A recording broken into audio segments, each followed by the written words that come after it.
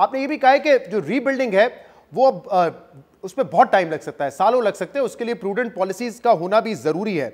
और खुद अभी आपने दोहराया कि आपने लिखा है कि जो गिरती हुई मईशत है, हो सकता है कि इससे हाउस ऑफ शरीफ जो है उनको भी वो ले डूबे। लेकिन हुकूमत तो ये एक्सपेक्ट कर रही है कि इस वक्त अगर इलेक्शन ना करवाएं और इसको हम स्ट्रेच कर जाएं अक्टूबर नवंबर तक, तो शायद कुछ हद तक हम इकोनॉमिक रिकवरी दिखा। तो क्या ये आपको मुमकिन नजर आ रहा है कि अगले 4-5 महीने में कुछ हद तक इकोनॉमिक रिकवरी होगी, जो कि अब हम देख रहे हैं कि जो आईएमएफ प्लान था पहले शायद वो जून में खत्म हो जाना था, लेकिन क्योंकि 9th रिव्यू इतना डिले हो गया तो वो भी अब आगे बढ़ेगा। कोई इकोनॉमिक रिकवरी के इम्कान हैं अगले 4-5 माह में? जी, मेरे नज़दीक तो बिल्कुल चांसेस नहीं है इकोनॉमिक रिकवरी के। इनफैक्ट क्योंकि टीम वही है जिसने इस नहज पे लाके मुल्क को खड़ा किया है, तो एक्सपेक्टेशन तो वही होगी कि वही गलतियां दोहराई जाएं, क्योंकि सबक तो किसी ने नहीं सीखा।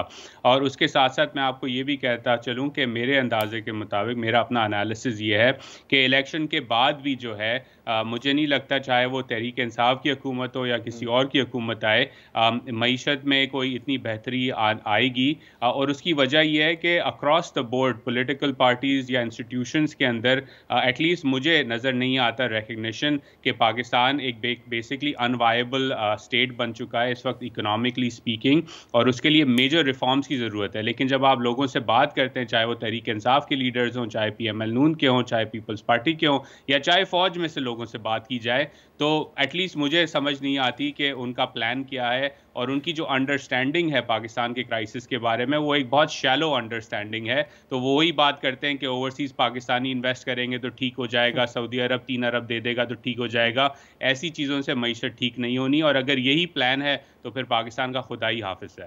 जाहिर सी बात है, लॉन्ग टर्म में हमें इन तमाम चीज़ों को एड्रेस करना है कि आप अपने एक्सपोर्ट्स कैसे बढ़ा सकते हैं, रेमिटेंसेस के हवाले से, और खासतौर पे जो इन्वेस्टमेंट है, फॉरेन इन्वेस्टमेंट, वो पिछले सालों में हमने देखा है कि गिरती हुई नजर आ रही है। उसमें या तो फ्रेश इन्वेस्टमेंट आए या प्राइवेटाइजेशन करे, ये सब हमने करना है आगे जाके। लेकिन अगर IMF का प्लान हो जाता है बहाल, क्योंकि अब इंडिया दे दिया है सऊदी अरब ने कि वो भी पाकिस्तान को $2 बिलियन देगा, अगर पाकिस्तान के रिजर्व्स कुछ हद तक बढ़ जाते हैं, तो क्या हुकूमत के पास ये स्पेस होगी कि कहीं ना कहीं वो इस बजट में आवाम को रिलीफ दे सके?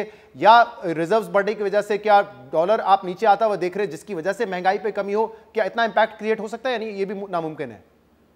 जी, अगर वो पैसों से जो है उन्होंने उन पैसों का ज़ियाई करना है, एक एक्सपेंशनरी बजट देकर, जिसे रिलीफ का नाम देकर वो चलाएं, या डॉलर की कीमत में फिर खेलना शुरू कर दें, तो फिर क्राइसिस और डीपन होगा। क्योंकि अंदाज़ा तो यही लग रहा है कि इनको ये पैसे अगर मिल जाएं तो वो रिलीफ के नारे लगा के इलेक्शन तक चलें, और आगे जाके जो है जिसकी हुकूमत है वो उस क्राइसिस से डील करे, जैसा हमने 2018 में भी ऐसा ही कुछ देखा था।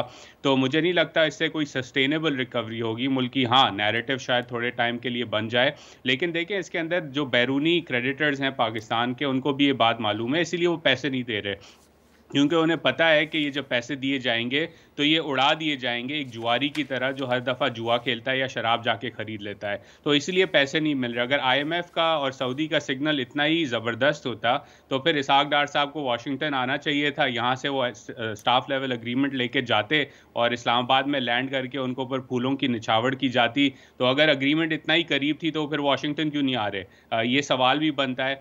और मुझे नहीं लगता कि इस वक्त अगर पाकिस्तान को हम अज्यूम भी करें, स्टेट बैंक ऑफ पाकिस्तान को $10 अरब, मैं कहता हूं पीर के दिन मिल जाएं, तो उससे भी जो है 3 से 4 माह से ज़्यादा गाड़ी आगे नहीं चल सकती अगर रिफॉर्म्स ना किए जाएं। तो ये पैसे आने से मुझे नहीं लगता कोई सस्टेनेबल रिकवरी हो पाएगी मईशत के अंदर।